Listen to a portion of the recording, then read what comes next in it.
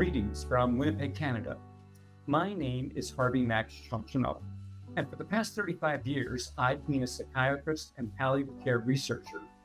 Some of you may know me as the author of Dignity Therapy, Final Words for Final Days, and Dignity in Care, The Human Side of Medicine, both published by Oxford University Press.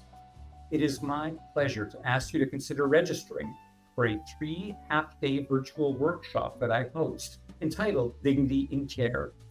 This event is the annual highlight of my professional life, allowing me to teach students and colleagues from around the world what I refer to as the human side of medicine.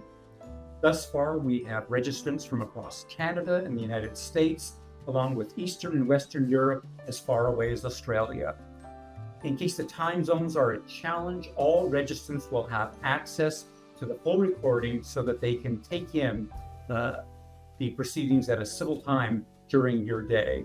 So think about registering for Dignity in Care. I promise an educational experience that will be meaningful, practical, and I hope even transformative. Thanks for listening.